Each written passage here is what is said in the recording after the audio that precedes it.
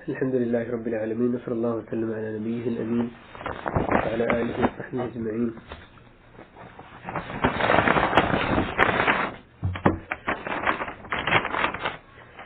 أما بعد محترم بھائیو، جو اللہ تعالیٰ نے جن باتوں کا ہمیں مکلف ٹھہرایا ان میں ایک نہایت اہم حکم تقوی کا حکم ہے، جو اللہ تعالیٰ نے بہت جگہوں پہ قرآن مجید میں دیا، رسول اللہ صلی اللہ علیہ وسلم نے حدیث میں یہ حکم دیا، اس کے اہمیت بتائی، اس کے جو ثمرات ہیں، فوائد، برکات، اس کے بارے میں بتایا. تو اس تعلق سے نظر یہ آتا ہے کہ اس کے باوجود کہ یہ انتہائی اہم حکم ہے اور بہت سی آیتوں حدیثوں میں دیا گیا، اس کا ذکر کیا گیا، لیکن پھر بھی اس کی طرف توجہ بہت سے لوگوں کی طرف سے کم نظر آتی ہے. جتنی ہونی چاہیے اس کی نسبت بہت ہی کم اس کی طرف توجہ نظر آتی ہے، اس موضوع کی طرف. تقوی کے حصول کے لیے کوشش بھی، اور اس پہ دوسروں کی تربیت، دوسروں کو اس کے تلقین کرنے کے تعلق سے بھی نظر آتا ہے کہ کافی کوتاہی ہے.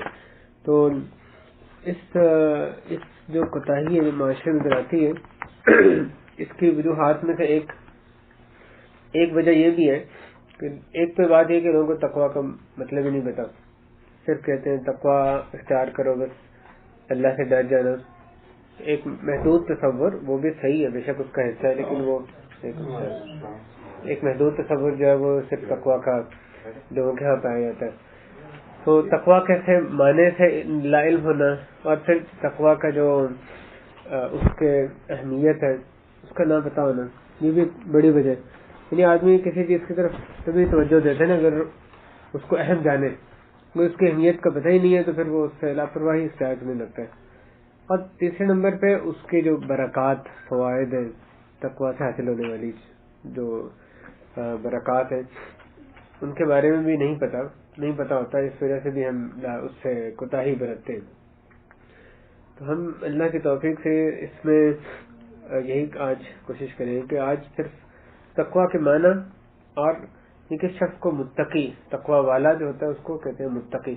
تو کس شخص کو اصل میں متقی کہا جا سکتا ہے شریعت کے اصطلاح میں، لغت اور شریعت میں اس کا معنی کیا ہے، اور پھر اس کی اہمیت میں بعض باتیں جو قرآن و حدیث میں آئی ہیں. تو جو برکات کی بات ہے وہ پھر اللہ نے موقع دیا تو دوبارہ کبھی رکھیں گے.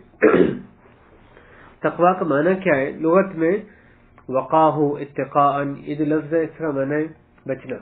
تقوی کا لغت میں معنی ہے بچنا. تو کوئی ایسی چیز جس سے کہ نفس کو اندیشہ ہو، اس سے اپنے آپ کو بچانا، اس کو تقوی کہتے ہیں. لیکن جب جو شریعت کی اصطلاح میں قرآن و حدیث میں جب یہ لفظ استعمال ہوا تو اس سے کیا مراد ہے، اس کو بڑے کھول کے علماء اکرام نے بیان فرمایا ہے. جو ایک ہمیں سب سے پہلی تعریف اس کی ملتی ہے وہ حضرت ابی بن کعب سے یعنی مروی ہے صحیح سند سے. وہ کہتے ہیں حضرت عمر بن خطاب رضی اللہ تعالیٰ عنہ، انہوں نے حضرت ابی بن کعب رضی اللہ تعالیٰ عنہ سے پوچھا کہ تقوی کیا چیز ہے. تو انہوں نے پوچھا کہ کیا آپ کبھی خاردار رستے سے گزرے ہیں، کانٹوں والے رستے سے گزرے ہیں؟ تو حضرت عمر نے کہا گزرا ہوں. تو حضرت ابی نے پوچھا پھر آپ نے کیا کیا، کانٹوں والے رستے سے کیسے گزرتے ہیں آپ؟ تو حضرت عمر نے کہا میں نے اپنی آستینیں سمیٹ لی، تو بڑے دھیان سے چلا میں کہ کہیں مجھے وہ کانٹے جو ہے وہ چبھ نہ جائیں، اپنے آپ کو سلامت رکھ کے میں اس میں سے گزر جاؤں. تو انہوں نے کہا کہ یہی تقوی ہے، اپنے آپ کو جو بھی ضرر رساں چیزیں اس سے بچا کے دھیان رکھ کے کہ وہ کہیں ہمیں وہ کانٹے جو ہیں چبھ نہ جائیں، اس طرح سے زندگی کی راہ پر گامزن رہنا، اللہ کے راستے پہ چلتے رہنا، اسی کا نام تقوی ہے. یہ جو بات ہے یہ چھوٹے بڑے گناہوں کو چھوڑ دینا، صغیرہ گناہ کو بھی معمولی نہ سمجھنا، کیونکہ پہاڑ کنکریوں سے ہی بنتے ہیں. ایک جو تعریف امام طبری رحمہ اللہ نے متقین کی جو تفسیر بیان کی ہے، وہ کہتے ہیں کہ متقی کی جمع یعنی تقوی والا. وہ کہتے ہیں کہ وہ لوگ جو کہ منہیات کے ارتکاب، منہیات یعنی جن چیزوں سے منع کیا کہ ممنوع کرنا چیزیں، منہیات کے ارتکاب میں اللہ کا تقوی اختیار کرتے ہوئے ان کی نافرمانیوں سے بچتے ہیں، اللہ کی نافرمانیوں سے بچتے ہیں. اور تقوی اختیار کرتے ہوئے ان کے احکامات کو بجا لا کر ان کی اطاعت کرتے ہیں۔ تو اب یہ اور بھی اس قسم کی یعنی قریب قریب الفاظ سے کئی ایک علماء نے اس کی تعریف بیان کی۔ تو تقوی کیا چیز ہے؟ جس چیز کا اللہ تعالیٰ نے حکم دیا، یعنی تقوی کے معنی میں بچانا ہے، بچانا اپنے آپ کو اللہ کی عذاب سے، اللہ کی آگ سے اپنے آپ کو اپنے بچانا ہے، اس کی ناراضگی سے اپنے آپ کو بچانا ہے۔ اس طرح زندگی گزارنی ہے کہ اللہ تعالیٰ ہمارے سے کسی بات پر ناراض نہ ہونے پائے۔ تو کس طرح سے بچائے گا آدمی؟ جو دل میں اس کے اللہ کا ڈر ہوگا، اس کی وجہ سے جس چیز کا اللہ نے حکم دیا ہے اس کو وہ کرے گا، اس لیے کرے گا کہ اللہ نے اس کا حکم دیا، اور جس چیز سے اللہ تعالیٰ نے روکا ہے اس سے وہ رک جائے گا، اس لیے رکے گا کہ اللہ تعالیٰ نے اسے روکا ہے، اس لیے نہیں کہ اس کو اچھا نہیں، یہ کام اس کو اچھا نہیں لگتا، طبیعت کو اچھا نہیں لگتا اس لیے وہ رک رہا، نہیں، اس لیے رکتا ہے اس کام سے، برے کام سے، کہ اللہ تعالیٰ کو پسند نہیں ہے۔ تو جن کاموں کا حکم دیا گیا ان کو کرنا اللہ تعالیٰ نے تاکہ ان کا حکم دیا اس وجہ سے ان کو کرنا، اور اللہ تعالیٰ کے پاس جو ثواب ہے اس کی امید رکھ کے، اور جن چیزوں کا اللہ تعالیٰ نے منع کیا ان سے بچنا، ان کو ترک کر دینا۔ کیوں بچنا؟ تاکہ اللہ نے ان سے منع کیا۔ پھر ایک آدمی برا کام نہیں کرتا تو محض برا کام نہیں چھوڑنے سے اس کو ثواب نہیں ملتا۔ ایک آدمی جھوٹ نہیں بولتا، اس سے اس کو ثواب نہیں ملے گا، ٹھیک ہے، اس کو گناہ نہیں ملے گا لیکن ثواب بھی نہیں ملے گا، اللہ یہ کہ وہ اس لیے جھوٹ بولنا چھوڑے کہ اللہ تعالیٰ کو یہ ناپسند ہے۔ تو ترک کے معاملے میں جب تک بندہ اس لیے ترک نہ کرے، چھوڑے، اس کے چھوڑنے کی وجہ یہ ہو کہ اللہ تعالیٰ نے اس کو اللہ کو یہ چھوڑنا مطلوب ہے، تب بھی وہ تقوی کے ضمن میں آتے۔ تو یہ تقوی ہے، پوری اللہ نے جس کا حکم دیا وہ کرنا، جس سے منع کیا اس سے بچنا۔ اور کیوں کرنا اور کیوں بچنا؟ اس سے کہ اللہ تعالیٰ کو یہی پسند ہے، اللہ تعالیٰ کو یہ کرنا مطلوب ہے، اللہ تعالیٰ کو اس سے بچنا مطلوب ہے۔ یہ جو کبائر، صرف کبائر سے تو آدمی نے بچنا ہی بچنا ہے، اس میں وہ تو سے پہلی چیز تقوی میں آتی ہے کہ بڑے گناہوں سے بچا جائے، لیکن صرف بڑے نہیں، جو چھوٹے گناہ ہیں اگر ان میں بھی آدمی لاپرواہی اختیار کرنے لگے تو وہ بھی پھر تقوی کے اندر یعنی متقی شخص نہیں رہے گا۔ چھوٹا گناہ ایک دفعہ، دو دفعہ، پھر وہ بڑا گناہ بن جائے گا، اس میں لاپرواہی اختیار کریں گے۔ جیسے پہلے ذکر کیا علامہ قرطبی نے کچھ ایک شعر کا ذکر کیا کہ جو پہاڑ ہے وہ کنکریاں ملا کر ہی بنتا ہے، تو چھوٹے چھوٹے گناہ ملا کے بہت بڑا پہاڑ بن سکتا ہے، وہ آدمی کو ہلاک کر ڈالتے۔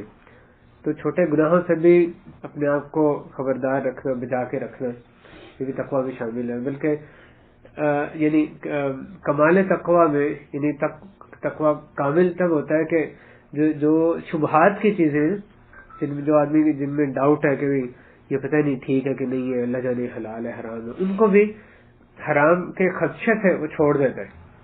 صرف ایک تو واضح چیزیں حرام اور ایک حلال چیزیں، واضح چیزیں، لیکن کچھ درمیان میں چیزیں جو کہ مشتبہات ہیں، یعنی جو کہ بہت سے لوگ جن کا حکم نہیں جانتے، تو ان کو بھی اس خدشے کے پیش نظر کہ کہیں ہم اس کو کر کے حرام میں ملوث نہ ہو جائیں، اس وجہ سے بندہ اس کو بھی چھوڑ دیتا ہے۔ یہ اصل میں یہی تقوی کا تقاضا ہے۔ لہٰذا بھائیو، جو آدمی معصیت سے گریز نہیں کرتا، گناہ نہیں چھوڑتا، اپنے دامن ان سے نہیں بچاتا، وہ متقی نہیں۔ جو شخص اپنی زبان سے وہ کچھ بولتا ہے جو اللہ تعالیٰ کو ناراض کرنے والی چیزیں، اور اپنی آنکھوں سے وہ دیکھتا ہے جس کو دیکھنا اللہ نے حرام کیا ہے، کانوں سے وہ سنتا ہے جو اللہ کو ناپسند ہے، تو اللہ تعالیٰ جس کو نفرت کرتے ہیں، اپنے ہاتھوں سے اس چیز کو پکڑتا ہے جس کو چھونا، جس کو پکڑنا اللہ تعالیٰ کو پسند نہیں ہے، اپنے پاؤں کو وہاں پر جانے کے لیے استعمال کرتا ہے جن جگہوں پہ جانا اللہ کو ناپسند ہے، اور ان جگہوں پہ وہ نظر نہیں آتا جہاں پہ اللہ کو اس کا نظر آنا مطلوب ہے، جہاں پہ جانا مطلوب ہے۔ تو جو شخص یہ کام کرتا ہے پھر وہ تقوی سے بہت دور ہے۔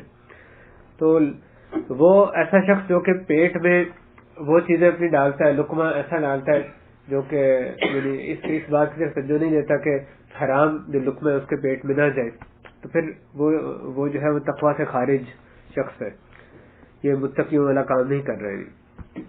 تو اپنے اللہ کی ناراضگی اور سزا کو جس شخص سے مستحق اپنے آپ کو بنا لیا، اس نے پھر خود کو تقوی سے دور کر لیا۔ یہ جو تقوی ہے اس معنی میں، اس کا معنی سمجھنا ضروری ہے۔ اس کی اہمیت کے بارے میں بہت سی آیات احادیث ہمیں ملتی ہیں، ان میں سے ہی بعض کا تذکرہ کریں گے آج۔ مثلا ایک بات اس کی اہمیت کے بارے میں کہ اللہ تعالیٰ نے سارے انسانوں کو تقوی کا حکم دیا۔ سب سے پہلے آپ دیکھیں جو پہلی گزرے ہوئے لوگ تھے ان کو بھی تقوی کا حکم دیا گیا۔ اللہ تعالیٰ نے بتایا وَلَقَدْ وَصَّيْنَا الَّذِينَ أُوتُوا الْكِتَابَ مِن قَبْلِكُمْ وَإِيَّاكُمْ أَنِ اتَّقُوا اللَّهَ، تو یقیناً ہم نے تاکید کی، وصیت کی ان لوگوں کو جن کو کتاب دی گئی تم سے پہلے، اور تمہیں بھی، ان اتقوا اللہ، کہ تم اللہ کا تقوی اختیار کرو. تو جو پہلے گزرے ہوئے لوگ ان کو بھی یہ حکم ہمیں پہلی دفعہ نہیں دیا گیا، شروع سے جب سے اللہ تعالی نے کتابیں نازل فرمائی، پہلے جو سب سے پہلے شخص جن کو اللہ تعالی نے ان کو بھی یہ حکم دیا کہ تقوی اختیار کرنا. اور پھر اللہ تعالی نے اپنے جو رسول اپنے جو تمام انبیاء اور مرسلین ان کو تقوی کا حکم دیا. یا ایھا رسول، اے رسولو، کلوا من الطیبات واعملوا صالحا، طیبات پاکیزہ چیزیں کھاؤ، نیک عمل کرو، بے شک میں جو کچھ تم کر رہے ہو اس سے خوب واقف ہوں، اور یہ تمہاری امت ایک ہی امت ہے. اور آگے فرمائے وَأَنَا رَبُّكُمْ فَاتَّقُونِ، اور میں ہی تمہارا رب ہوں، بس مجھ سے تقوی اختیار کرو. رسولوں کو تقوی کا حکم دیا گیا، اور خاص طور پہ رسول اکرم صلی اللہ علیہ وسلم کو بھی تقوی کا براہ راست بھی حکم دیا گیا.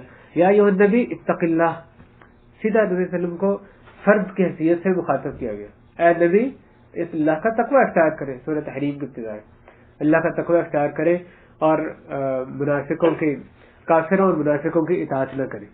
تو اللہ تعالی نے تمام انبیاء کو اور خصوصاً صلی اللہ علیہ وسلم کو بھی حکم دیا، ظاہر اس میں ان کی امت بھی شامل ہے. اور پھر ازواج مطہرات کو حکم دیا گیا. سورہ احزاب میں بہت سے احکام جہاں ان کو دیے گئے، اس میں ایک حکم یہ دیا واتقین اللہ ان اللہ کان بکل شیء، ان اللہ کان علی کل شیء شہیدا، کہ اللہ کا تم اے نبی صلی اللہ علیہ وسلم کی بیویوں اللہ کا تقوی اختیار کرو، بے شک اللہ تعالیٰ ہر چیز کو دیکھ رہے ہیں. اہل ایمان کو یہ کس کو حکم دیا گیا؟ ازواج مطہرات کو. ظاہر ہے ساری خواتین درجہ اولا اس میں شامل ہیں، انتہائی پاکیز پاک باز جو ہستیاں تھیں ازواج مطہرات، ان کو خاص طور پر مخاطب کر کے تقوی کا حکم دیا گیا. اہل ایمان کو اللہ تعالیٰ نے تقوی کا حکم دیا، اور یہ بہت سی آیتوں میں دیا گیا ہے. اس کا ایک آیت یا ایھا الذین آمنوا اتقوا اللہ وقولوا قولا سدیدا، اور بھی آیات ہیں کہ اے لوگوں جو ایمان لائے ہو اللہ کا تقوی اختیار کرو. اور پھر اہل ایمان سے آگے اللہ تعالیٰ نے سارے انسانوں کو مخاطب کر کے تقوی کا حکم دیا، یا ایھا الناس اتقوا ربکم، اے لوگوں اللہ کا تقوی اختیار کرو. تو اللہ تعالیٰ نے سارے انسانوں کو، پچھلے گزرے ہوئے لوگوں کو، انبیاء کو، رسول اللہ صلی اللہ علیہ وسلم کو، ازواج مطہرات کو، اور مومنین کو، اور تمام لوگوں کو تقوی کا حکم دیا. تو یہ ظاہر ہے اس کی اہمیت کے بارے میں یعنی بڑی دلیل ہے. دوسری بات اس کی اہمیت کے بارے میں یہ کہ انبیاء کو جو تقوی کا حکم دیا گیا انہوں نے اس پر پوری طرح عمل کیا، اور تمام انبیاء نے اپنی امتوں کو تقوی اختیار کرنے کا حکم دیا. تو اللہ تعالیٰ نے ان میں سے کئی ایک نبیوں کے بارے میں ہمیں یہ بتایا کہ انہوں نے انہوں نے اپنے قوم کو جو دعوت دی اس میں تقوی کا ذکر کیا.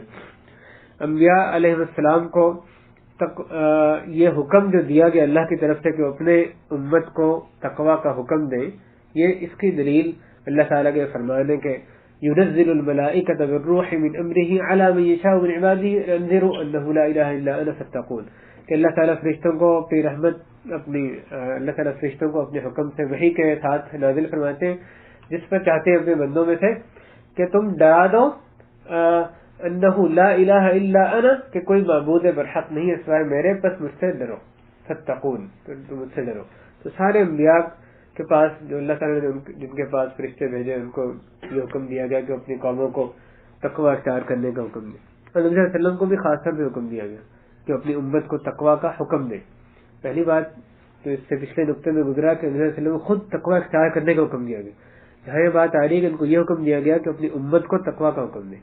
قل یا عباد الذین آمنوا اتقوا ربکم، کہہ دیجیے کہ اے بندو جو کہ ایمان لائے ہو، تم اپنے رب کا تقوی اختیار کرو. اے میرے ایمان والے بندو اپنے رب کا تقوی اختیار کرو. تو یہ بات ہے کہ اللہ تعالی نے انبیاء کو اپنی امتوں کو تقوی دینے کا حکم دیا. پھر انبیاء نے اس پر کیسے عمل کیا اس کا بھی اللہ تعالی نے ذکر فرمایا. یہ ہم پوری اس کی تفصیل میں نہیں جاتے، لیکن اللہ تعالیٰ نے سورہ شعراء میں اور دیگر صورتوں میں بہت سے انبیاء کے تعلق سے بتایا کہ مثلا کذبت قوم نوح المرسلین، نوح کی قوم نے مرسلین کو، پیغمبروں کو جھٹلا دیا. انہوں نے اپنی قوم کو کہا اذ قال لهم اخوهم نوح الا تتقون، جبکہ ان کے بھائی نوح نے ان سے کہا کہ کیا تم ڈرتے نہیں ہو، میں تمہاری طرف ایک نصیحت والا، ایک امانت دار رسول ہوں. اور پھر آگے فرمایا فاتقوا اللہ واطیعون، اللہ کا تقوی اختیار کرو، میری اطاعت کرو. یہ جو حکم ہے نا، یہ آگے نوح علیہ السلام، اس کے بعد ہود ہے، ان کے صالح ہے، شعیب علیہ السلام ہے، لوط علیہ السلام ہے، حضرت الیاس کے تعلق سے بھی، ابراہیم علیہ السلام کے تعلق سے، سب کے اللہ تعالیٰ نے ذکر کیا ہے. عیسیٰ بن مریم علیہ السلام، ان کے تعلق سے بھی ذکر کیا ہے مختلف صورتوں میں. یہ صراحتاً ذکر کیا کہ ان سب لوگوں نے اپنی اپنی قوموں کو تقوی اختیار کرنے کا حکم دیا. تو اور نبی کریم صلی اللہ علیہ وسلم کے سیرت کی طرف آئے، وہ کتنا اہتمام کرتے تھے تقوی کا حکم دینے میں. اس میں ایک بات یہ کہ جب آپ صلی اللہ علیہ وسلم اپنے خطبات شروع کرتے تو شروع میں خطبۃ الحاجہ پڑھا کرتے تھے. اسی نام سے خطبہ جو معروف ہے علماء کے، خطبۃ الحاجہ یعنی ضرورت کے لیے، ضرورت کا خطبہ. تو خطبۃ الحاجہ جو ہے اس کی ابتدا میں، اس میں جو 4 آیتیں پڑھتے تھے، اس میں 4 دفعہ تقوی کا حکم دیا گیا. یا ایھا الذین آمنوا اتقوا اللہ حق تقاتہ ویا ایھا الناس اتقوا ربکم الذی خلقکم من نفس واحدہ، اور یا ایھا الذین آمنوا اتقوا اللہ وقولوا قولا سدیدا، اور اس کی اگلی آیت میں. تو چاروں آیتوں میں 4 دفعہ تقوی کا حکم دیا گیا. اور پھر آپ دیکھیں نبی صلی اللہ علیہ وسلم نے صحابہ کرام کو کتنی دفعہ تقوی کی وصیت کی. اس سیرت کو دیکھیں، رب کی طرف دیکھیں. جب کوئی ہمارے نصیحت طلب کرے کہ مجھے کوئی نصیحت کرے، وصیت کرے، تو ہم اس کو، ہماری وصیت میں کیا کبھی یہ چیز شامل ہوتی ہے کہ دیکھو تم اللہ سے ڈرتے رہنا، اللہ کی معصیت نہیں کرنی، اللہ کی اطاعت کرنی؟ کہ یہ ہم کتنی دفعہ اپنی وصیت میں اس کو شامل کرتے ہیں. نبی صلی اللہ علیہ وسلم کی سیرت مبارکہ میں بعض جو اس کے شواہد ہیں، حضرت عرباد بن ساریہ رضی اللہ عنہ وہ کہتے ہیں صلی اللہ علیہ وسلم نے ایک دفعہ میں واز کیا جس سے کہ ہماری آنکھوں سے آنسو جاری ہو گئے، جو دل تھے وہ لرزا گئے. ہم نے کہا رسول اللہ، لگتا ہے یہ ایک ایسے شخص کا واز ہے جو کہ دنیا کو چھوڑ کے جانے والا ہے. تو آپ ہمیں کس بات کی تاکید کرتے ہیں؟ کوئی کسی بات کی وصیت کرے تو آپ صلی اللہ علیہ وسلم نے ان کو وصیت کی، اوصیکم بتقوی اللہ عز وجل، اوصیکم بتقوی اللہ والسمع والطاعہ وان عبدا حبشیا، کہ میں تمہیں وصیت کرتا ہوں اللہ کا تقوی اختیار کرنے کی اور سماع و اطاعت کی، خواہ تمہارے پر ایک حبشی غلام ہی کیوں نہ امیر مقرر کر دیا جائے. اور اس کے آگے بھی اور وصیتیں کی. سب سے پہلی وصیت صلی اللہ علیہ وسلم نے ان کو کیا کی کہ اللہ کا تقوی اختیار کرو. ایک صحابی تھے ابو امامہ، وہ کہتے ہیں کہ حجۃ الوداع کے موقع پہ صلی اللہ علیہ وسلم نے خطبہ ارشاد فرماتے ہوئے انہوں نے سنا، صلی اللہ علیہ وسلم کو سنا، تو آپ اس میں یہ بھی کہہ رہے تھے کہ اتقوا اللہ ربکم، اللہ کا تقوی، اپنے رب، اللہ کا تقوی جو کہ تمہارا رب ہے، یعنی اللہ جو کہ تمہارا رب ہے اس کا تقوی اختیار کرو، اور اپنی 5 نمازیں پڑھو، اور اپنے مہینے کے روزے رکھو، اور اپنے مالوں کی زکوٰۃ ادا کرو. اور آگے فرمایا کہ اپنے جو تمہارے اولی الامر ہیں ان کی اطاعت کرو، تدخلوا جنت ربکم، تم اپنے رب کی جنت میں داخل ہو جاؤ گے. اسی طرح حضرت ابو ذر رضی اللہ تعالیٰ عنہ وہ کہتے ہیں کہ حضرت نے مجھے کہا، حضرت ابو ذر غفاری ان کو کہا، اتق اللہ حیثما کنت، تم جہاں بھی ہو اللہ کا تقوی اختیار کرو. وَأَتْبِعِ السَّيِّئَةَ الْحَسَنَةَ تَمْحُوهَا، اور اگر کوئی برائی کر ڈالو تو اس کے پیچھے اچھا کام کرنے کرو تاکہ وہ اس کو مٹا دے، اور لوگوں کے ساتھ اچھے اخلاق کے ساتھ پیش آؤ. تو 3 باتوں کی ان کو وصیت کی، اللہ کا تقوی اختیار کرو، اور کوئی برا کام کرو، برا کام تم سے سرزد ہو جائے تو اس کے بعد اچھے کام، خاص طور پہ اچھے کام اس کے پیچھے کرنے کی کوشش کرو، اور لوگوں کے ساتھ اچھے اخلاق سے پیش ہو. یہی حضرت ابو ذر ایک اور دفعہ ایسے بتاتے ہیں، ایک دفعہ حضرت نے کو کہا کہ 6 دن اس کے بعد اے ابو ذر میں جو کچھ تمہیں کہوں گا نا وہ تم نے توجہ سے سننی ہے. حضرت ابو ذر کہتے ہیں 6 دن گزر گئے، 7ویں دن صلی اللہ علیہ وسلم نے مجھے کہا کہ اوصیک بتقوی اللہ فی سر امرک وعلانیتک، کہ میں تمہیں اللہ کے تقوی کی وصیت کرتا ہوں، تمہارے خلوت میں بھی جلوت میں بھی، جب تم لوگوں کے سامنے ہو تب بھی، اور جب علیحدہ اکیلے میں ہو تب بھی اللہ کے تقوی کی وصیت کرتا ہوں. 6 دن اس کے بعد جو کہوں گا اس کو تمہیں دھیان سے پلے باندھ لینا. پھر 7ویں دن کو اللہ کے تقوی کی وصیت کی تھی، اور اس کے آگے اور بھی باتیں. اسی طرح حضرت معاذ کہتے ہیں کہ حضرت نے مجھے وصیت کی، اتق اللہ حیثما کنت، یا کہا کہ اینما کنت، کہ جہاں بھی تم ہو تم اللہ کا تقوی اختیار کرو. یہ وصیت پہلے بھی یہ لفظ گزر چکا ہے حضرت ابو ذر کے حوالے سے. حضرت معاذ کو بھی یہی وصیت کی. حضرت عبداللہ بن عمر سے صلی اللہ علیہ وسلم نے ایک دفعہ یہ کہا کہ تمہارا کیا حال ہوگا جب کہ تم گھٹیا لوگوں کے درمیان رہ جاؤ گے، تمہارے ارد گرد گھٹیا لوگ جو ہیں ان کی کثرت ہوگی، تب تمہارا کیا حال ہوگا. تو یہ عبداللہ بن عمر کہنے لگے یا رسول اللہ یہ کیسے ہوگا، یہ کب ہوگا؟ تو آپ نے فرمایا کہ اذا منجت عہود الناس وامانتهم، اگر لوگوں کے جو وعدے لوگ اپنے وعدوں کی پاسداری چھوڑ دیں تو اپنی امانتوں کی حفاظت چھوڑ دیں، اس وقت یہ ہوگا. اور پھر وہ اس طرح سے ہو جائیں. اور آپ صلی اللہ علیہ وسلم نے اپنی انگلیاں ملائی. تو اس کے بعد وہ پوچھتے ہیں، وہ کہتے ہیں کہ حضرت عبداللہ نے عرض کیا کہ یا رسول اللہ اس وقت میں کیا کروں؟ میں فضول لوگوں کے درمیان، گھٹیا لوگوں کے درمیان، ان کی کثرت ہے، ان کے درمیان میں رہ رہا ہوں، میں آگے ہوں، وہ مجھے گھیرے ہوئے، اس وقت میں کیا کروں؟ تو صلی اللہ علیہ وسلم نے ایک تو بتایا کہ یہ کیسے ہوگا. پھر جب انہوں نے پوچھا میں کیا کروں تو آپ نے فرمایا اتق اللہ عز وجل وخذ ما تعرف ودع ما تنکر، اللہ کا تقوی اختیار کرو اور جو معروف چیز ہے اس کو اخذ کر لو، اس کو اپناؤ، اور جو منکر چیز ہے اس کو چھوڑ دو. اس لیے تمہارے بیکار لوگ ہیں تو یہ نہیں کہ تم ان کی راہ میں بہ جاؤ، اللہ کا تقوی اختیار کرو. جو معروف چیز ہے، جو صحیح چیز ہے، تم نے چاہے برائی کی کثرت ہے، برے لوگوں کی کثرت ہے تمہارے ارد گرد، تم نے ان کے پیچھے نہیں لگ جانا، بھیڑ چال نہیں کرنی. تو معروف چیزیں اللہ کے منشا کے مطابق اس کو اخذ کر لو، جو غلط کام اس کو چھوڑ دو. پھر اس کے آگے اور بھی باتیں آپ نے فرمائی. امام بخاری نے حضرت سلیم بن جابر رضی اللہ عنہ سے نقل کیا کہ نبی علیہ وسلم کی خدمت میں حاضر ہوا، عرض کیا یا رسول اللہ مجھے وصیت فرمائیے. یہ دیکھیں ایک آدمی کتنی دفعہ ایسے ہوا صلی اللہ علیہ وسلم کے پاس ایک آدمی آ رہا ہے یا رسول اللہ مجھے وصیت کرے، اور صلی اللہ علیہ وسلم اسی کی تقوی کی وصیت سے اپنی وصیت کی ابتدا فرما رہے. تو یہ حضرت سلیم ابن جابر الحجیمی، ان کو رسول اللہ نے وصیت کی علیک باتقاء اللہ، تم اللہ کے تقوی کو تھامی رکھو. تو آگے فرمایا کہ کسی معروف چیز کو حقیر نہ جانو. کوئی بھی اچھا کام تم کر سکتے ہو نا، اس کو حقیر نہ جانو کہ اتنا چھوٹا سا کام اچھا ہے لیکن اتنا چھوٹا سا کام ہے، اس کو کیا کرنا. کسی معروف چیز کو حقیر نہ جانو، خواہ اپنے جو تمہارا ڈول ہے اس سے اپنے بھائی کے برتن میں پانی ہی کیوں نہ ڈال دینا، یہ جو معروف ہے اس کو بھی حقیر نہ جانو. یا اپنے بھائی سے فرحت اور انبساط کے ساتھ اچھے یعنی خوشگوار چہرے کے ساتھ اس کے سامنے جانا، خواہ یہ معروف ہی کیوں نہ، اس کو بھی حقیر نہ جانو.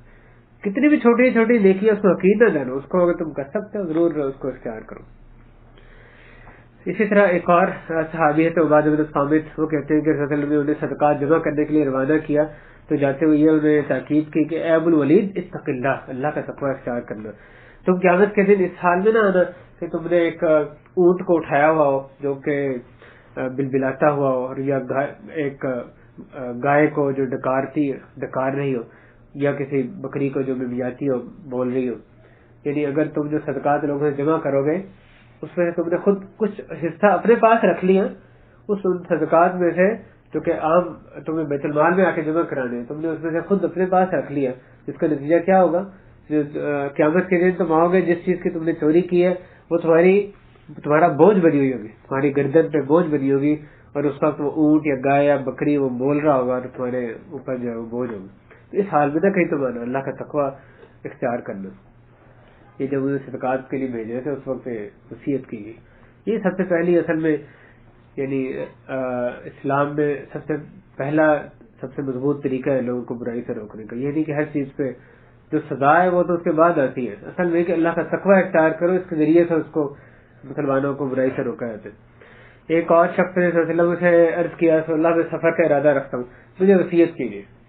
صلی اللہ علیہ وسلم کو وصیت کی علیک بتقوی اللہ والتکبیر علی کل شرف، تم اللہ کے تقوی کو تھامی رکھنا اور جب بھی کسی بلندی پر جانا تو اللہ اکبر کہنا.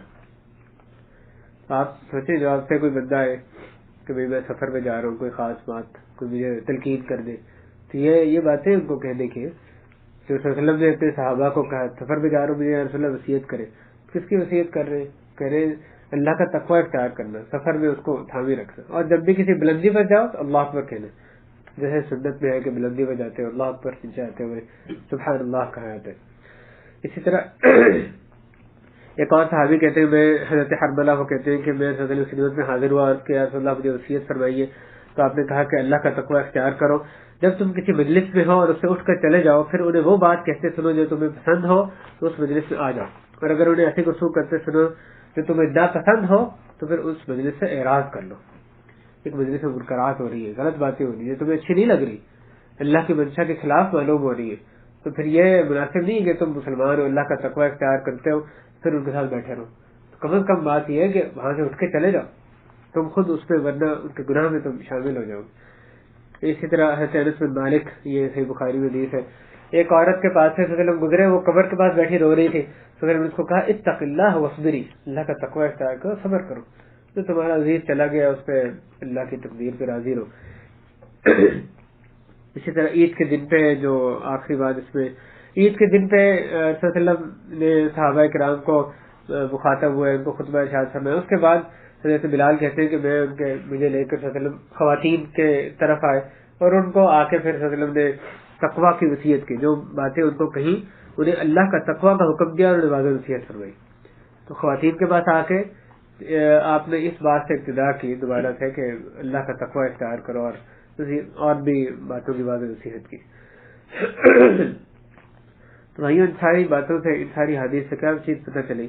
حضرات صحابہ میں سے مرد، عورتیں اور یعنی جماعتیں اور افراد اور ایسے بہت سے لوگوں کی ہمیں یعنی حدیث میں ملتا ہے کہ رسول اللہ نے ان کو تقوی کی وصیت فرمائی اور ہر حالت میں اور ہر جگہ میں تقوی اختیار کرنے کا حکم دیا۔ تقوی کی اہمیت کے بارے میں تیسری جو پانچویں بات ہے یہ ہے کہ خود صلی اللہ علیہ وسلم نے، جو کہ سب سے عظمت والے انسان تھے، سب سے زیادہ متقیوں کے امام تھے بلا شبہ، یعنی ان سے تو تقوی میں کوئی نہیں بڑھ سکتا، اس کے باوجود وہ اللہ تعالیٰ سے دعا کرتے تھے کہ اللہ مجھے میرے میں تقوی پیدا فرما دے، یا تقوی کو میرے میں باقی رکھ۔ یہ جو دعا، یہ صحیح مسلم کی 3 احادیث اس بارے میں دیکھتے ہیں۔ پہلی حدیث کہ حضرت عبداللہ رضی اللہ تعالیٰ عنہ کے حوالے سے نبی کریم صلی اللہ علیہ وسلم سے روایت نقل کی امام مسلم نے کہ آپ کہا کرتے تھے، یہ جو سیکھے نا آپ کہا کرتے تھے، اس سے کیا پتہ چلتا ہے کہ یہ نہیں کہ صرف ایک دفعہ ہو گیا اور ایک دفعہ کہہ دیا ختم، کہ یہ آپ نے کئی مرتبہ بات کہی، تبھی یہ سیگہ استعمال کہا تھا کہ آپ کہا کرتے تھے کان یقول، تو آپ کہا کرتے تھے اللہم انی اسألک الہدی والتقی والعفاف والغنی، کہ اللہ میں آپ سے سوال کرتا ہوں ہدایت کا اور تقوی کا اور پاک دامنی کا اور تمنگری کا۔ تو ان 4 چیزیں بہت ہی جامعہ اس دعا میں صلی اللہ علیہ وسلم جو 4 چیزیں مانگتے تھے، خود صلی اللہ علیہ وسلم مانگتے تھے، ان میں ایک چیز تقوی بھی تھی۔ کون دعا کر رہے بھائی؟ متقین کا امام کو دعا کر رہے ہیں۔ کتنی دفعہ ہوتا ہے ہم اللہ سے دعا کریں اللہ ہمیں متقی بنا دے، ہمیں ہمارے دل میں تقوی پیدا فرما دے، استغفار کریں اپنے آپ پہ، ہم کس درجے میں ظاہر ہے اوپر سے نیچے تک گناہوں میں لگے ہوئے، کہاں صلی اللہ علیہ وسلم کی پاک بات ہستی۔ اسی طرح دوسری دعا صلی اللہ علیہ وسلم سے ایک میہ منقول ہے، وہ بھی مسلم ہی کے حدیث ہے، اللہم آتی نفسی تقواہا وزکیہا انت خیر من زکاہا انت ولیہا مولاہا، کہ اللہ میرے نفس کو اس کا تقوی عطا فرما دے اور اس کا تزکیہ فرما دیجیے، بے شک آپ ہی بہترین ہیں جو کہ اس کا تزکیہ فرمانے والے، جس نے اس کا تزکیہ کیا آپ ہی اس کے ولی ہیں، آپ ہی اس کے مولا ہیں۔ اس میں بھی صلی اللہ علیہ وسلم نے یہ ابتدا کی، اس دعا کی ابتدا بھی یہی سے ہوئی، آتی نفسی تقواہا، کہ میرے نفس کو تقوی عطا فرما دیجیے۔ آپ سفر میں دیکھیں صلی اللہ علیہ وسلم جب خود سفر پہ جاتے تھے تو کیا دعا پڑھتے تھے؟ حضرت عبداللہ بن عمر رضی اللہ تعالیٰ عنہما وہ روایت کرتے ہیں کہ صلی اللہ علیہ وسلم جب سفر کے لیے نکلتے ہیں، اونٹ پر سوار ہو جاتے تو 3 دفعہ کہتے اللہ اکبر اللہ اکبر اللہ اکبر، پھر یہ کہتے سبحان الذی سخر لنا ھذا وما كنا له مقرنین وإنا إلى ربنا لمنقلبون، کہ پاک ہے وہ ذات جس نے اس کو ہمارے لیے مسخر کیا اور ہم اس کو قابو میں کرنے کی طاقت نہیں رکھتے تھے، اور آگے کہ بے شک اور یہ بلا شبہ ہم نے اللہ اپنے رب ہی کی طرف پلٹ کر جانے۔ یہ تو قرآن مجید کی آیت ہے۔ اس کے بعد صلی اللہ علیہ وسلم یہ دعا پڑھتے، طویل دعا ہے، اس میں اس کی ابتدا یہاں سے ہوتی ہے اللہم انا نسألک فی سفرنا ھذا البر والتقوی، کہ اللہ ہم آپ سے سوال کرتے ہیں اپنے سفر میں نیکی کا اور تقوی کا، ومن العمل ما ترضى، اور اس عمل کا جس سے کہ آپ راضی ہو۔ صلی اللہ علیہ وسلم دعا کرتے تھے جب سفر شروع کرتے، سبحان الذی سخر لنا ھذا پڑھ کے اس کے بعد یہ دعا کرتے، اے اللہ ہم آپ سے سوال کرتے ہیں اس سفر میں کس چیز کا؟ نیکی کا اور تقوی کا، ہم اس سفر میں تیری معصیت نہ کوئی کر بیٹھے، آپ کے تقوی میں رہتے ہوئے پورا سفر گزارے، اور ومن العمل ما ترضى، اور ایسا عمل جس سے کہ آپ راضی ہوں۔ یہ پوری دعا ایسی ہے کہ اگر انسان نے سفر پہ کچھ مانگنا ہے، جو کچھ آپ کے ذہن میں آ سکتا ہے نا کہ سفر میں ہمیں سفر پہ جا رہی ہے دعا بھی مانگنی چاہیے بھی مانگنی چاہیے، وہ ساری چیزیں اس دعا میں سمیٹ دی گئی ہے جو صلی اللہ علیہ وسلم نے دعا سکھائی ہے۔ دیکھیں اس کی ترجمانی میں آپ کے سامنے رکھتا ہوں، اے اللہ اور ایسے عمل کا جس سے کہ آپ راضی ہو جائیں، اے اللہ ہمارے لیے اس سفر کو آسان فرمائیے اور اس کے فاصلے کو ہمارے لیے سمیٹ دیجیے۔ اے اللہ آپ سفر میں ساتھی ہیں اور اہل اور مال میں جانشین ہیں۔ اے اللہ بلا شبہ میں آپ سے سفر کی مشقت سے اور منظر کی بری تبدیلی سے اور مال اور اہل کے برے تغیر سے پناہ طلب کرتا ہوں۔ کیا خوبصورت دعا ہے، کتنی چیزیں اس میں مانگی گئی ہیں۔ کوشش کریں اس کو عربی میں زبانی یاد کریں، سفر میں تو ہم لوگ جاتے ہی رہتے ہیں، جب سفر شروع کریں اس وقت اس دعا کو اپنا یعنی حفظ جان بنائیں، اور نہ اگر آپ کو یاد ہو سکے، جب تک یاد نہیں ہوتی تو کوشش کریں اس کو، کوئی کتاب چھوٹی چھوٹی کتابیں ملتی ہیں وہ لے کے ساتھ اس کو پڑھیں، لیکن بھائیو ہم دعا سے پڑھیں نہیں، اس کو مانگیں، یعنی اس کا مطلب سمجھ کے پھر آپ دعا پڑھنے کی کوشش کریں۔ یہ نہ ہو کہ سفر میں کیا پڑھنا ہے، بس یہ پڑھنا ہے اور آپ کو ایک لفظ میں سمجھ نہیں آ رہی، یعنی اگر دل غافل ہے، پتہ ہی نہیں ہے کہ آپ مانگ کیا رہے ہیں، اس کے الفاظ اتنے بھی بابرکت ہیں، مسنون الفاظ ہیں، لیکن اس کا اثر ایسا تو نہیں ہو سکتا کہ آپ اس کو سمجھ رہے ہیں، دیکھو اب میں یہ مانگ رہی ہوں اس میں ایسے اللہ کی تعریف آ رہی ہے، اس کو سمجھ کے پھر اس کو دعا کو اللہ تعالیٰ سے مانگی۔ ایک اور دعا میں اس طرح سے بھی آتا ہے کہ اللہ میں آپ سے تقوی والی زندگی، ٹھیک موت اور رسوائی سے خالی پلٹنے کا سوال کرتا ہوں۔ باہر صلی اللہ علیہ وسلم تقوی کی دعا فرمایا کرتے تھے۔ اچھا، ایک تقوی کی اہمیت میں ایک نقطہ یہ بھی ہے کہ اللہ تعالیٰ نے جو اپنی آیتیں بیان فرمائی ہیں ان کا مقصد یہ بتایا ہے کہ لوگ تقوی اختیار کرنے لگے۔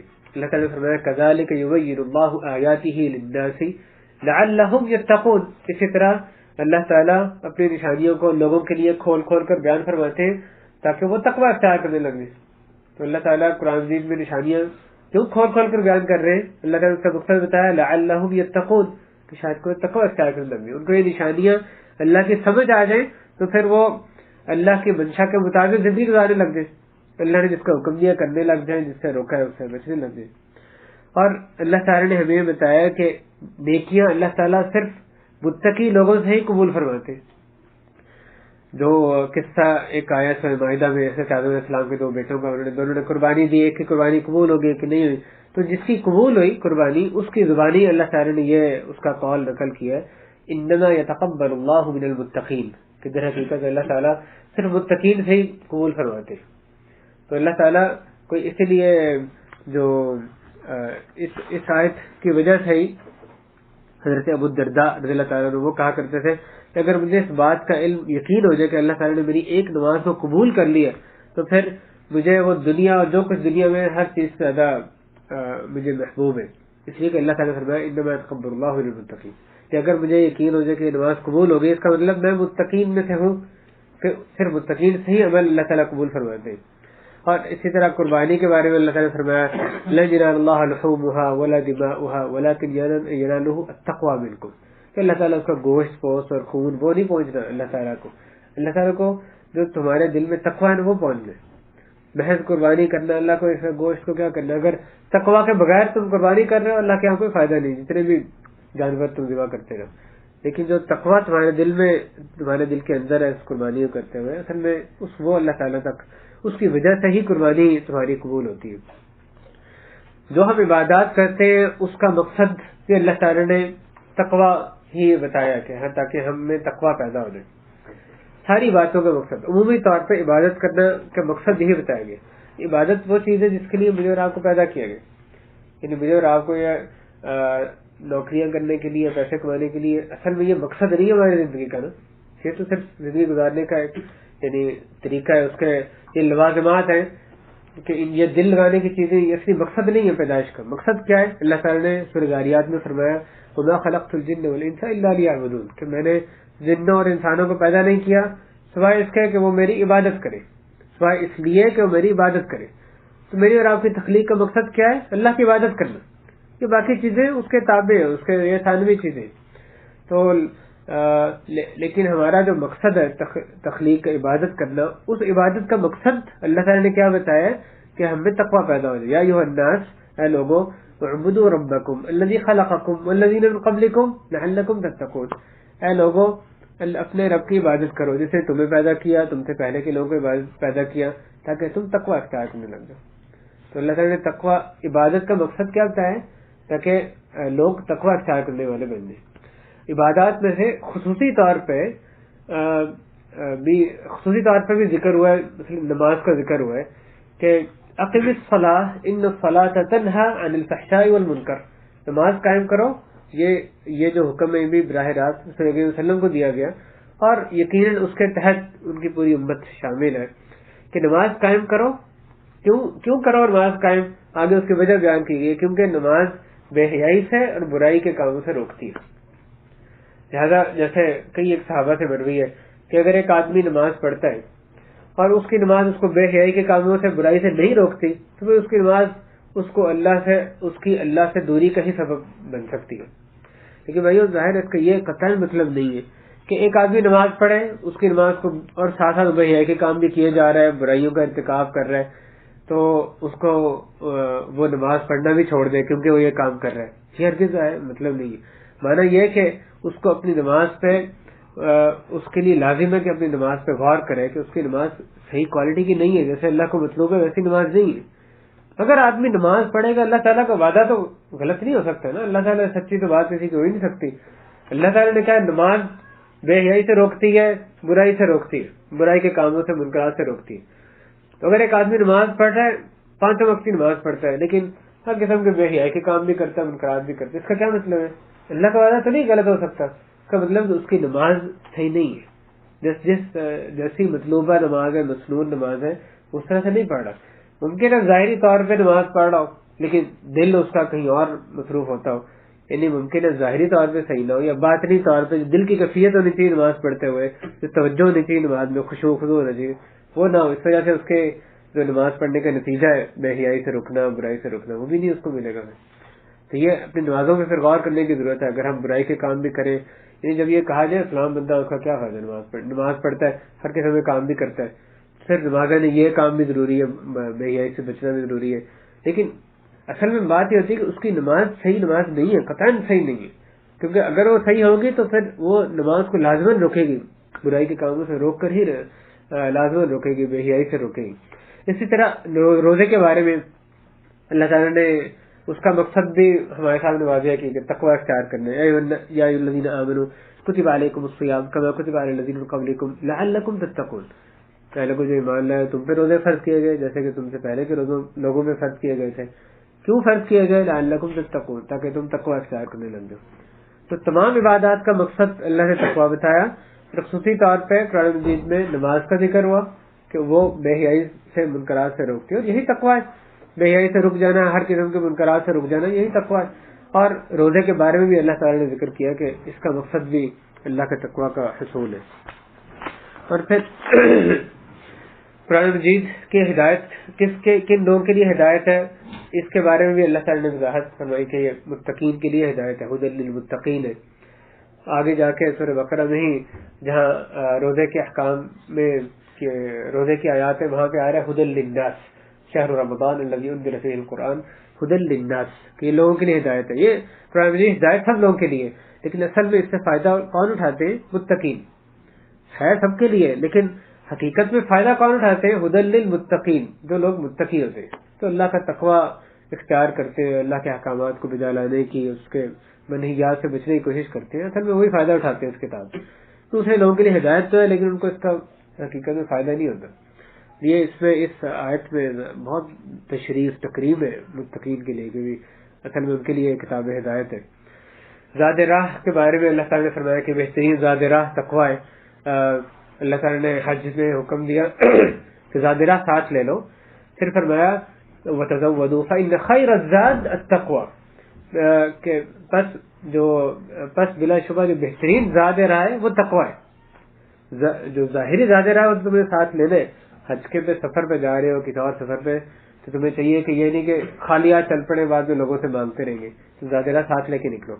لیکن جو اس سے زیادہ اہم زاد راہ جو تم نے زندگی میں اپنے ساتھ ساتھ رکھنا ہے وہ تقوی کا زاد راہ ہے، اس کو لے کے تم نے یہ زندگی جو ہے وہ گزارنی ہے، وہ تو ہر وقت تمہارے ساتھ ہی ہونا چاہیے۔ تو وَاتَّقُونِ يَا أُولِي الْأَلْبَابِ، اس آیت کے آخر میں آ رہا ہے کہ اور مجھ سے میرا تقوی اختیار کرو اے عقل مندو۔ تو کوئی آدمی جو بہت عقل مند تصور کیا جائے لیکن تقوی کے بالکل خلاف ہو تو یہ اس کی عقل کی نقص کی کمی کی دلیل ہے۔ جو عقل مند آدمی ہوگا اس کی عقل لازماً اس کو تقوی اختیار کرنے پر اکسائے گی، مجبور کرے گی. یعنی یہ عقل کا تقاضا ہے، صحیح عقل کا تقاضا ہے کہ آدمی تقوی اختیار کرے. مجھ سے ڈرو، مجھ سے تقوی اختیار کرو اے عقل مندو. تو بہترین زاد راہ تقوی ہے، اور یہ عقل مندوں کی نشانی ہے تقوی اختیار کرنا. اسی طرح بہترین لباس بھی تقوی اللہ تعالی نے قرار دیا. فرمایا اے بنی آدم، ہم نے تم پر لباس نازل کیا جو کہ تمہاری شرمگاہوں کو بھی چھپاتا ہے اور تمہارے لیے باعث زینت بھی ہے، خوبصورت بھی لگتا ہے لباس پہنا. پہلا مقصد ستر کا چھپانا، دوسرا مقصد خوبصورتی بھی ہے. اور پھر آگے فرمایا وہ لباس التقوی ذالک خیر، کہ جو تقوی کا لباس ہے وہ اس سے زیادہ بہتر ہے. یہ جو لباس ہے تمہارا یہ تو ہے ہی ہے، اہم ہے یقیناً، لیکن اس سے زیادہ اہم جو لباس جو کہ تمہارے یعنی باطنی جو لباس ہے وہ تقوی کا لباس ہے، جو کہ ہر وقت تم نے اس کو اوڑی رکھنا، اس کو اپنے ساتھ رکھنا. وہ لباس التقوی ذالک خیر. تقوی کیسے دیکھیں، کیسے پہلے زاد راہ ظاہری چیز کا حکم دیا پچھلے نقطے میں، ساتھ اللہ تعالیٰ فرمانے دیکھو بہترین زاد راہ تقوی ہے. اس زاد راہ کے ساتھ یہ زاد راہ اس کی طرف تمہاری توجہ ہمیشہ رہنی چاہیے، تقوی کا زاد راہ. یہاں لباس کا ذکر فرمانے، لباس جو ہے وہ ستر پوشی کے لیے، زینت کے لیے ہم نے نازل کیا. ساتھ فرمانے بہترین لباس جو ہے وہ تقوی ہے. یہ اس لباس زیادہ ضروری ہے جو کہ تمہارے دوسرا لباس تو جب انسان کی مجبوری ہو، حاجت ہو تو پھر اس کو وہ لباس نہ اختیار کرے تب بھی اس کو اجازت ہے، یعنی مجبوری کے عالم میں یا کوئی خاص ضرورت ہے تو. لیکن یہ جو تقوی کا لباس ہے یہ تو کسی لمحے اس سے ہٹنا نہیں، اس کو اتارنا نہیں ہے، ہمیشہ اس کے ساتھ ہی رہنا چاہیے. اس کو اس لباس کو اس نے پہنی رکھنا ہے. ذالک من آیات اللہ لعلہم یذکرون، اللہ کی نشانیوں ہے تاکہ وہ یاد رکھیں. اسی طرح ایک حدیث میں یہ بتایا گیا کہ جو تونگری بے نیازی یعنی آدمی کا امیر ہونا اور صحت یہ آدمی کے لیے بری نہیں ہے، اس میں کوئی مذائقہ نہیں، لیکن شرط یہ ہے کہ وہ تقوی اختیار کرنے والا ہو. صلی اللہ علیہ وسلم نے فرمایا الصحت لا بأس یہ اس کا قصہ ہے. صلی اللہ علیہ وسلم صحابہ کے بعد تشریف لے گئے اور آپ کے سر سے آپ کہتے ہیں جو نبی صلی اللہ علیہ وسلم تشریف لائے اور آپ کے سر مبارک پر پانی کے استعمال کا اثر باقی تھا. ہم میں سے کسی نے حضرت صلی اللہ علیہ وسلم سے عرض کیا کہ آج ہم آپ کو خوش طبع دیکھ رہے ہیں. تو آپ نے فرمایا ہاں الحمدللہ. پھر لوگ آسودگی کے تذکرے میں لگ گئے، آسودگی خوشحالی اس کے تذکرے میں لگ گئے. تو اس وقت آپ نے فرمایا لا بأس بالغنى لمن اتقى، کہ تونگری میں آسودگی میں کوئی حرج نہیں ہے اس شخص کے لیے جو کہ تقوی اختیار کرے. ٹھیک ہے، کوئی گناہ نہیں ہے کہ آدمی کے پاس پیسے زیادہ ہو، بے نیاز ہو، یعنی تونگری ہو، بشرط ہے کہ وہ تقوی اختیار کرے. لا بأس بالغنى لمن اتقى. آگے فرمایا والصحت لمن اتقى خیر من الغنى، اور صحت اس شخص کے لیے جو کہ تقوی اختیار کرے زیادہ بہتر ہے بنسبت آسودگی کے. ایک شخص کے پیسے بہت سارے ہیں لیکن جسمانی طور پہ کچھ بھی نہیں ہے، تو صحت جو ہے وہ تونگری آسودگی سے زیادہ اس کے لیے بہتر ہے. اور آگے فرمایا وطیب النفس من النعیم، کہ جو خوش طبعی وہ بھی تونگری، وہ بھی نعمتوں کا ہی ایک، وہ بھی نعمتوں میں سے ہے. یعنی آدمی کا شرح صدر ہونا، دل اچھا اطمینان قلب ہونا، جو خوش طبع ہونا اندر سے، وہ بھی اللہ کی طرف سے ایک نعمت ہے. اور بھائیوں کھانا کھلانے کے بارے میں صلی اللہ علیہ وسلم نے حکم دیا ہے کہ صرف متقیوں کو کھانا کھلایا جائے. اس کے حدیث اس کے بارے میں صلی اللہ علیہ وسلم فرماتے ہیں لا تصاحب الا مؤمنا، کہ تم صحبت اختیار نہ کرو سوائے مومن کے. ولا یأکل طعامک الا تقی، اور تمہارا کھانا نہ کھائے سوائے متقی. دیکھیں صلی اللہ علیہ وسلم کیا حکم دے رہے ہیں، دو باتوں کا. صحبت اختیار نہ کرو، رفاقت، تم نے سفر میں رفاقت اختیار کرنی ہے، کوئی کاروبار کرنا ہے اس میں میل جول رکھنا ہے، کوئی کسی قسم کی بھی رفاقت ہے. تم نے گھر شفٹ کرنا ہے، اس میں دیکھ رہے ہو پڑوسی کیسا ہو تو وہاں پہ ایک رفاقت، دائمی رفاقت پڑوسی کے ساتھ رہتی ہے. تو کسی طرح بھی رفاقت جو ہے کوشش کرو تمہاری رفاقت کس کے ساتھ ہو، مومن کے ساتھ. اور تمہارا کھانا نہ کھائے مگر متقی، جو لوگوں کو بلانا ہے کسی کو خاص طور پہ گھر میں دعوت پہ، یہ کس کے لیے ہونا چاہیے، متقی کے لیے. اس کی کیا وجہ ہے؟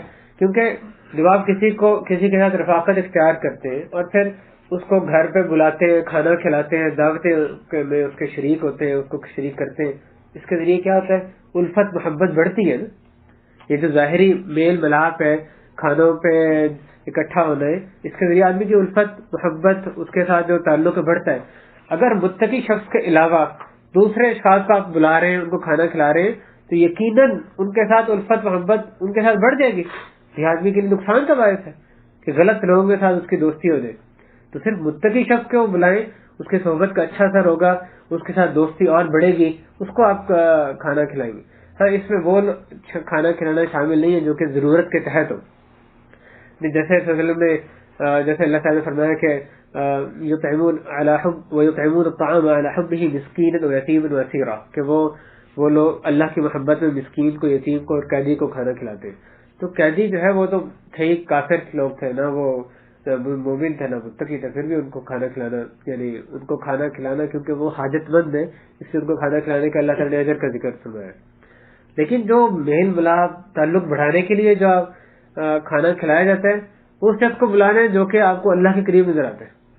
تو ہمارے محفلوں میں یہ اس بات کا جائزہ لینے کی ضرورت ہے کہ آپ کا جو میل ملاپ، آپ کا سرکل، اٹھنا بیٹھنا، کھانوں میں جانا آنا، کس کو آپ نے اپنے گھر بلانا ہے. یعنی ایک دیکھیں، آپ اس حدیث میں ایک اور لفظ پہ غور کریں. ایک بندہ ہے مومن، اس سے کہا گیا کہ رفاقت اختیار کریں تو صاحب مومن کے. لیکن جب کھانے میں بات آئی نا، صلی اللہ علیہ وسلم نے تقی کا لفظ استعمال کیا، وَلَا يَكُلْ طَعَامَكَ إِلَّا تَقِي، جو کہ مبالغت کا صیغہ ہے، یعنی جو زیادہ متقی ہے اس کو تم نے کھانے بلانا ہے. ایک ویسے رفاقت ہے نا، صحبت، وہ اس کا دائرہ نسبتاً وسیع رکھا گیا، مومن. لیکن جب تم نے کھانے میں بلانے، ہر کسی جس سے آپ معاملہ کرتے ہیں، اٹھتے بیٹھتے ہیں، تو کھانے میں سے نہیں بلاتے ہیں. کھانے بلانے اگلا درجہ، اور زیادہ اس سے محبت بڑھا رہے ہیں، اس سے تعلقات بڑھا رہے ہیں. تو وہ شخص ہوگا جو کہ ان لوگوں میں جن کے ساتھ آپ صحبت اختیار کرتے ہیں، تو ان میں زیادہ اللہ کے قریب نظر آ رہا ہے، اس سے آپ نے اور زیادہ تعلق بڑھایا، اس کو کھانے میں بلانا ہے. تو یہ دیکھیں، یہ تقویٰ کی اہمیت پر ایک واضح چیز اور جو دلالت کرتی ہے. اور آخری، اور اس میں جو 13واں اور آخری نقطہ جس پہ اس بات ختم کریں گے، یہ کہ تقویٰ کو اللہ تعالیٰ نے عظیمت والا کام یعنی قرار دیا. وَإِن تَصْبِرُوا وَتَتَّقُوا فَإِنَّ ذَلِكَ مِنْ عَزْمِ الْأُمُورِ، اگر تم صبر کرو گے اور تقویٰ اختیار کرو گے تو بلا شبہ یہ بڑی اہمیت کے کاموں میں سے. عزم الامور، اس کے مختلف، اس کے 2-3 معنی مفسرین نے بیان کیے کہ تقویٰ کو عزم الامور، عظیمت والے کاموں میں سے قرار دینے کا کیا معنی ہے. یعنی ایسا کام، ایک معنی میں بیان کیا کہ ایسا کام جس کا عزم کرنا ہر کسی پر واجب ہے، یا یہ وہ بات ہے جس کا کرنے کا اللہ تعالی نے تاکیدی حکم دیا. اور تیسرا معنی یہ بیان کیا گیا کہ تقویٰ اختیار کرنے والا شخص اصحاب عظیمت کا اجر و ثواب پائے گا. تو یہ جو تقویٰ ہے، اس کو عزم الامور میں، عظیمت والے کاموں میں اللہ تعالی نے اس کا شمار فرمایا. یہ باتیں تھیں، بعض باتیں جو کہ اللہ تعالی نے تقویٰ کی اہمیت میں بیان فرمائی ہیں. تقویٰ کے ثمرات، برکات، اس کے فائدے، اس کو انشاءاللہ پھر اس پہ اللہ کی توفیق سے بات کریں گے. تو یہ آج جو ہم نے بات کی ہے تقویٰ کے معنی پہ بات کی، متقی کہتے کس کو ہے، کیا اس کی نشانیاں ہوتی ہیں، کیا کرنے کے کام، چھوڑنے کے کام جو اس کو تقویٰ میں شامل ہے. اور پھر یہ کہ تقویٰ کے جو اہمیت کے بارے میں قرآن و حدیث میں کیا ہدایات آئی ہے، کیا نصوص آئی ہے. اللہ تعالیٰ ہمارے دل کو تقویٰ سے معمور فرما دے. ہم اپنے لیے وہی دعا کرتے ہیں جو ہم نے 2 دعائیں تقویٰ کے تعلق سے یہاں پہ مسنون دعائیں پڑھی ہیں. اللہم انا نسألک الہدی والتقی والعفاف والغنی، اے اللہ ہم آپ سے سوال کرتے ہیں ہدایت کا اور تقویٰ کا اور پاک دامنی کا اور تبنگری کا. اور دوسری دعا، اللہم آت نفوسنا تقواها وزکیها انت خیر من زکاها انت ولیها مولاها. اللہ تعالیٰ یہاں بیٹھنا ہمارا قبول فرمائے، اس کو اپنے لیے خالص فرمائے، اس مجلس میں برکت عطا فرمائے اور کہنے سننے والوں کے مشکلات آسان فرمائے، ہمارے جائز حاجات پوری فرمائے. اے اللہ مسلمانوں کے مظلوم مسلمانوں کی مدد فرما، ان کی ہمیں مدد کرنے کی توفیق عطا فرما. اے اللہ قرآن و حدیث کو سمجھنے کی توفیق عطا فرما، ان پہ چلنے کی، دوسروں کو ان کی طرف دعوت دینے کی توفیق عطا فرما. اے اللہ اپنے دین کو نافذ کرنے کے لیے بھرپور جدوجہد کرنے کی اللہ تو ہمیں توفیق عطا فرمائیے. اے اللہ ایک دوسرے سے اپنی خاطر محبت کرنے کی توفیق عطا فرمائے. اے اللہ ہمارے دلوں کو ایک دوسرے سے جوڑ دے، نیکی کاموں میں تعاون کرنے کی، بر اور تقویٰ کے کاموں میں تعاون کرنے کی توفیق عطا فرمائے. جو گناہ زیادتی کے کام ہے اس میں ایک دوسرے سے تعاون نہ کرنے کی اے اللہ تو ہمیں توفیق عطا فرمائے. اے اللہ اس مجلس کی دولت اہل خانہ میں بھی خصوصی ان میں بھی برکتیں نازل فرما، رحمتیں نازل فرما. اور صلی اللہ وسلم وبارک علی نبینا محمد وعلی آلہ وصحبہ اجمعین. الحمدللہ رب العالمین وصلی اللہ وسلم علی نبیہ الامین وعلی آلہ وصحبہ اجمعین.